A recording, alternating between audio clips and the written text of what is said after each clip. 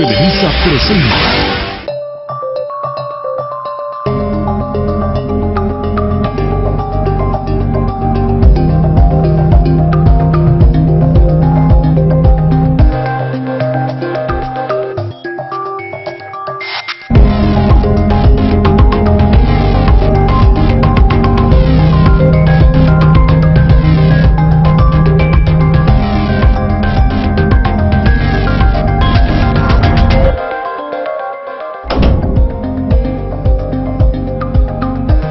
Gracias por acompañarnos en una emisión más de Los Reporteros. Este 1 de diciembre se conmemora el Día Internacional de la Lucha contra el SIDA, una fecha sin lugar a dudas de acción y de reacción.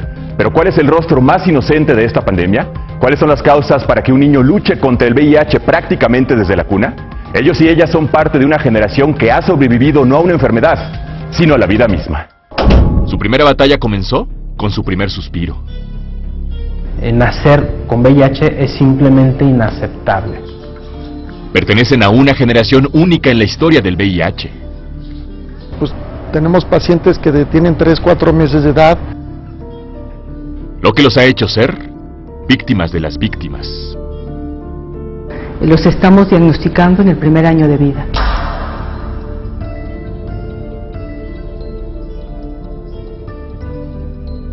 Cada día que pasa nosotros vemos a una niña alegre, jugando, cantando, una niña que nos da mucha alegría.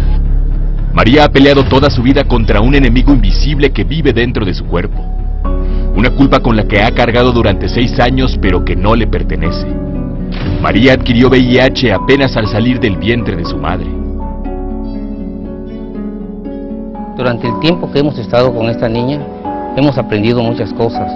Primero, que nos ha demostrado ella una gran ganas de vivir y de luchar por su vida. Un menor con VIH o SIDA es un niño que adquirió la infección, fundamentalmente la mayoría de ellos, 72%, por transmisión perinatal, de madre a hijo. La historia de María la cuenta José Luis, quien se ha convertido en su tercer padre. Hace 6 años la madre biológica de María no quiso hacerse cargo de ella, por lo que la abandonó.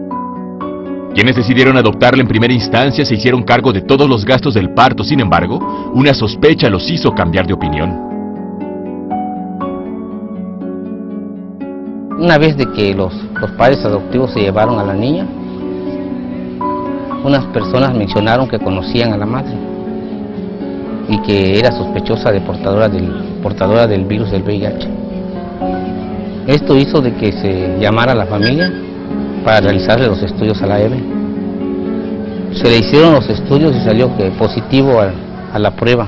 Y bueno, pues esos casos muchas veces, si no se atiende de forma adecuada, tarde que temprano el niño va a complicarse y pues, su final va a ser fatal, ¿no?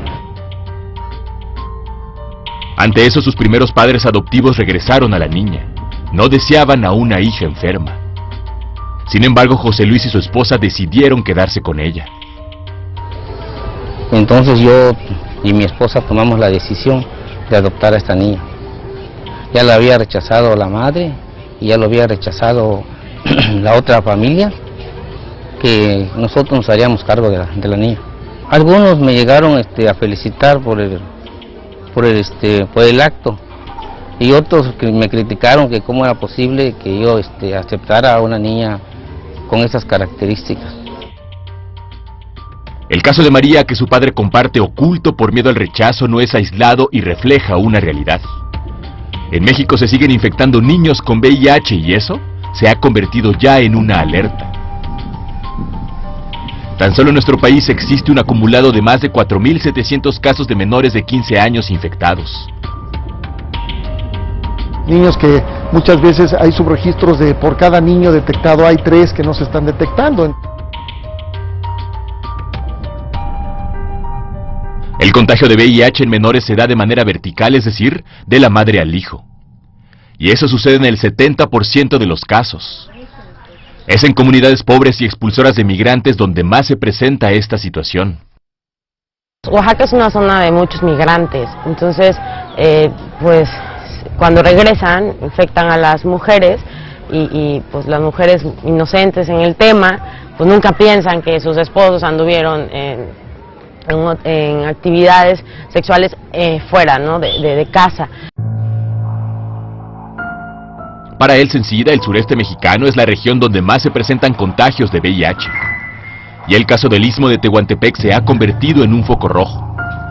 Luisa es una niña de 5 años que vive con VIH. Sin saber de su enfermedad, esta menor oaxaqueña pasa sus días entre medicamentos y recaídas, pero luchando por sobrevivir. Adquirió el VIH por parte de su madre al momento de la lactancia, otra de las causas para el contagio. El virus viene siendo el problema por parte de mi esposo. Él no sabía que estaba infectado y cuando él falleció nos dijeron que ya no sabía, ya me había contagiado a mí. Si se desconoce que la mamá está infectada y por alguna razón nace sin la infección el pequeño, puede transmitirse la infección a través del seno materno. Entonces, de esta manera hay que tratar de evitar que este pequeño se infecte. El caso de Juana y la transmisión del VIH a su hija muestra una alarma en cuanto al número de posibles casos. Tan solo en el 2013, 1.500 mujeres embarazadas vivían con VIH, y el 90% de ellas fue contagiada por su esposo. Pues al principio sentí tristeza, dolor, de todo. Pues hay esposos que sí, sabiendo que están contagiados, no le dicen a su esposa, eso es lo malo, que lo niegan para que su esposa no se entere, que tengan problemas de cómo ven. María y Luisa son solo 2 casos, pero en México han muerto de SIDA casi 2.400 menores. A sus 5 y 6 años ambas siguen resistiendo, aunque sin saber que esa lucha nunca terminará. Una batalla que han acompañado con sus propios padres. José Luis lo hizo adoptando a María, y Juana controlando el virus de Luisa y acompañándola en todo momento. Sin embargo, los casos de niños y niñas con VIH es una realidad que se vive en el país. Niños portadores de VIH, ¿qué significa para la titular del SENCIDA esa realidad? Significa una falla, yo estoy convencida, lo que debemos de tener es ya ni un caso de niños, de menores de 15 años. Porque son niños sobrevivientes, como dicen sus padres, no a una enfermedad, sino a la vida misma.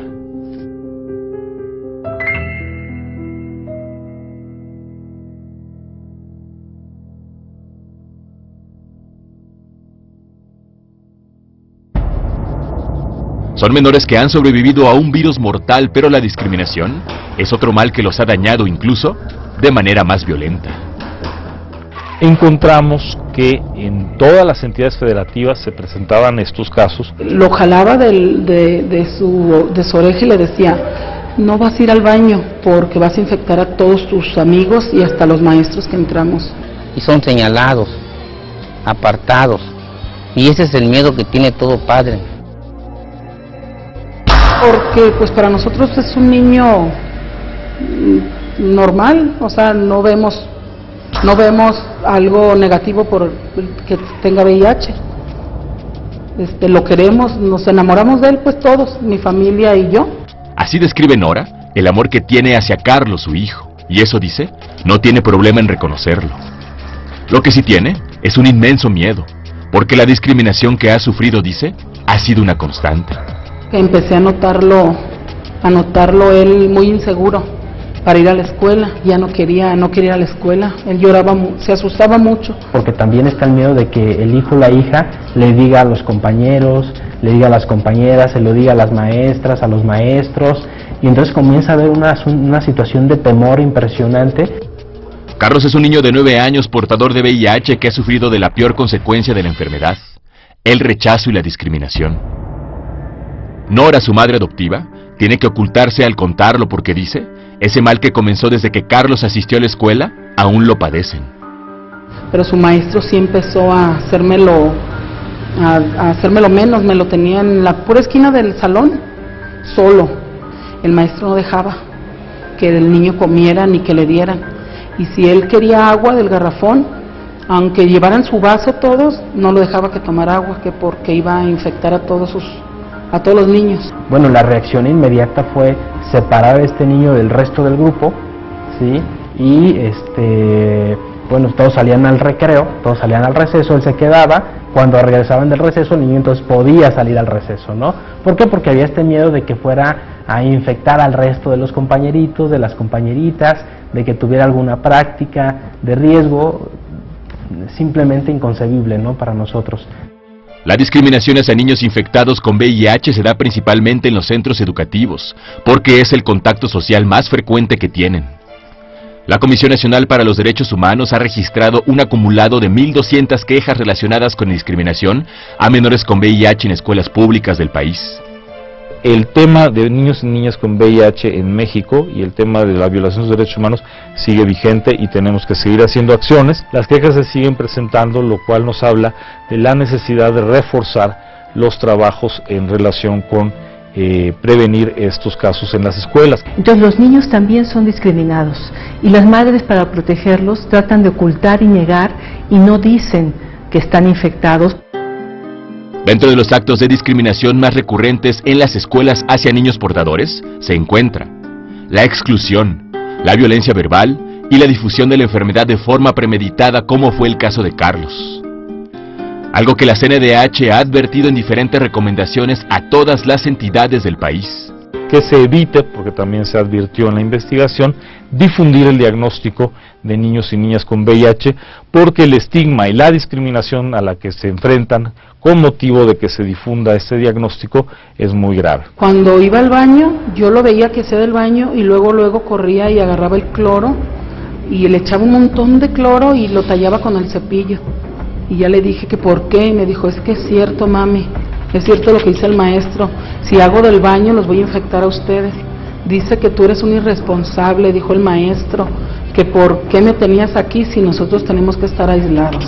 Muchas veces nos hemos encontrado con la ignorancia, muchas veces nos hemos encontrado con situaciones donde la misma estructura escolar rechaza a estos niños y a estas niñas. Tan solo en 2013 la CNDH recibió 50 quejas por rechazo a niños con VIH en su propia escuela. Que en todos los estados había este patrón de conducta.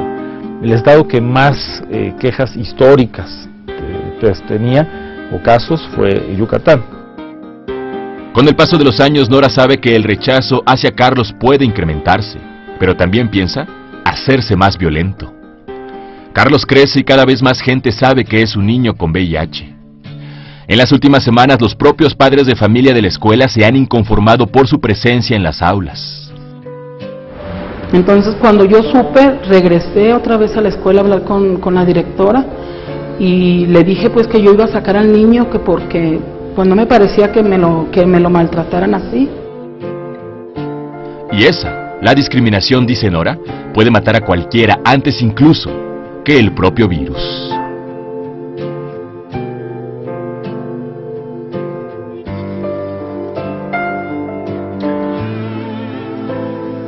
El hecho de que todas las semanas del 2013 se haya registrado solamente ante la Comisión Nacional de los Derechos Humanos al menos una queja por actos de discriminación a niños con VIH en sus escuelas explica el miedo de sus familiares de ocultar el padecimiento.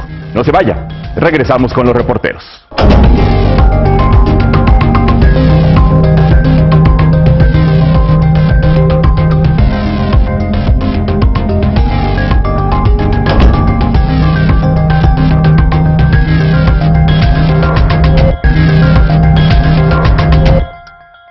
Gracias por continuar con los reporteros.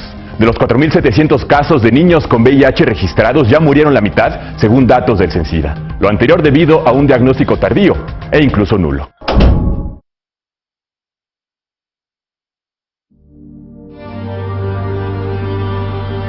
Nacer con VIH ha sido por muchos años sinónimo de muerte prematura, estigma y rechazo. Pero para muchos, haber nacido infectados ha sido el mayor reto de su vida y prácticamente lo han vencido.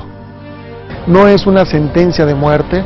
Después de 2 años me lo dieron de alta. Se disminuye 98% las posibilidades de transmisión. Después de una relación fracasada, para mí viene el alcoholismo, la drogadicción. Duró 4 años ingiriendo de todo. Pastas, todo tipo de droga, inclusive intravenoso. Ahí me infecto de VIH. Y a partir de ese momento, paradójicamente, como ella misma lo dice, comenzó a vivir. 6 años después de haber sido diagnosticada con VIH, Carolina se embarazó por tercera vez. Créeme que por mi mente cruzó abortar. No por miedo a mí, pero si el bebé nace enfermo, no se va a merecer una vida así. Entonces, en mí sí cabía mucho la culpabilidad de decir, ¿por qué no me cuidé? ¿Por qué esto? ¿Por qué el otro? El momento más importante y donde se transmite la mayoría del virus es en el momento cercano al parto. Mujer de 32 años, Carolina comenzó a tratarse previo al nacimiento de su hijo. En el suyo y en cualquiera de los casos, ese momento es vital y determinante para evitar que el bebé nazca sin VIH, ya que de no hacerlo, las posibilidades de contagio son casi inminentes. Porque si se le administra de forma adecuada, vamos a tener a un pequeño que va a estar corriendo, brincando, gozando de la vida. Y una mujer infectada le puede transmitir el virus a su bebé hasta un 45% de posibilidades, que es muy alta. Sin embargo, pese al tratamiento de Carolina, su bebé nació con carga viral. Era en ese momento cuando comenzaba la verdadera lucha para vencer al virus. Sí, él dura un mes tomando 2 retrovirales en jarabe. Te digo, le hacen la primera prueba, salió negativa, ya la segunda prueba salió positiva. En México, debido a un diagnóstico tardío durante el embarazo, casi el 50% de los niños que nacen con VIH no reciben tratamiento, por lo que mueren incluso antes de los 3 años. Y en el mundo, casi 230,000 menores en promedio mueren cada año por enfermedades relacionadas con el SIDA. Manuel es director del Mesón de la Misericordia, una organización de Guadalajara dedicada a la atención de personas con VIH. Ahí Carolina y su bebé han recibido tratamiento.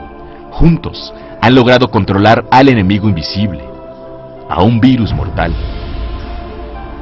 Podríamos decir que el 100% de los niños y de las niñas que han llevado su seguimiento con su mami desde el embarazo, durante el parto y 2 años después de que nace el bebé, el 100% son negativos al VIH. Y la experiencia de Manuel lo advierte. La principal causa de contagio es un diagnóstico tardío o incluso nulo. En México solo el 40% de las mujeres embarazadas se realizan una prueba de detección de VIH. Y Luisa, por desgracia, como dice, es parte de esa cifra. Ella se enteró después de que nació su hija y cuando murió su esposo de SIDA. Yo no sabía, al momento del fallecer él, fue que supe de que estaba contagiado y que yo también estaba contagiada. Lo más importante es que toda mujer que está en edad fértil, que quiere planear un embarazo, que se encuentra cursando un embarazo, es totalmente indispensable que se le realice la prueba para la detección del VIH. Yarit es gestora social y radica en el Istmo de Tehuantepec, donde prácticamente ninguna mujer tiene acceso a una prueba de detección rápida de VIH. ¿Las causas?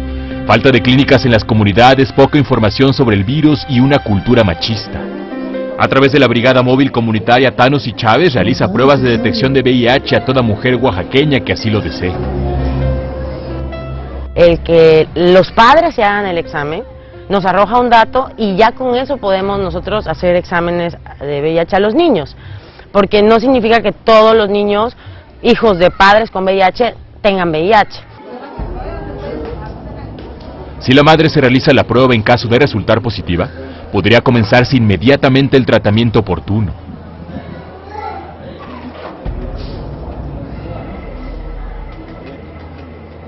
Si lo hace, la vida de la niña o el niño será prácticamente como cualquier otra. En el último año, solamente de los que están en tratamiento muere el 0.7%.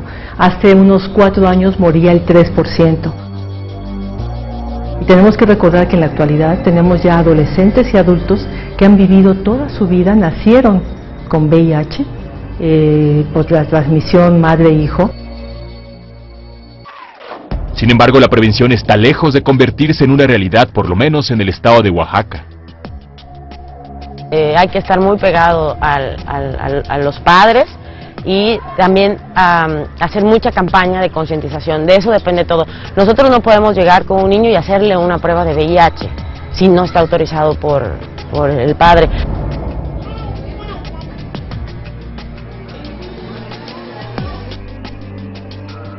Juana, por ejemplo, a pesar de haber sido diagnosticada con VIH de forma tardía y haber dado a luz así, ha recibido tratamiento antirretroviral. Su hija mantiene cautivo el virus, pero su lucha constante. El tratamiento me está ayudando a sentirme mejor, no sentirme mal y todo bien para que salga yo adelante. De hecho, pues se toma su medicamento en la mañana y en la noche. Son 2 veces al día. Un niño con VIH no es sinónimo a que va a morir. No, de ninguna manera, y esto es también muy importante. El hablar en un adulto o en un niño de la infección actualmente, de la infección del virus de inmunodeficiencia humana, créame que los 25 años que llevo en esto ha cambiado rotundamente el pronóstico. No es una sentencia de muerte. El problema es que no podemos conocer a ciencia cierta los datos reales de cuántos hay, porque cuando mueren las personas con VIH dicen que tienen cáncer y entonces no podemos encontrar a los niños. La prevención puede ser el camino directo a un adecuado nivel de vida para los niños infectados, y las madres portadoras lo saben.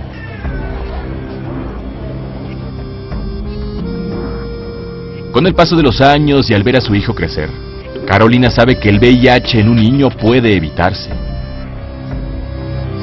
Solo basta detectarlo a tiempo. ¿Ahorita cuál es el diagnóstico? Negativo. Él ya me lo dieron de alta, él ya no toma medicamentos, ya no nada. Si tú estás bien, tu bebé va a estar bien. Entonces que no se nieguen la oportunidad de tener un hijo por ser cero positivo.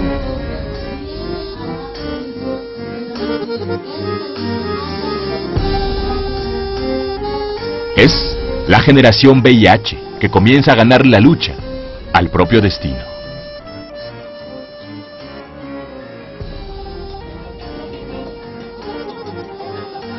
Toda mujer embarazada debe exigir una prueba de VIH, ya que la mayoría de ellas transmitieron el virus a sus bebés sin saber que estaban infectadas, muchas contagiadas por su propio esposo.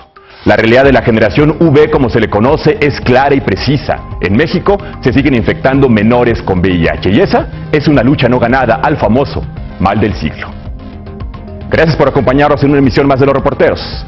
Hasta la próxima.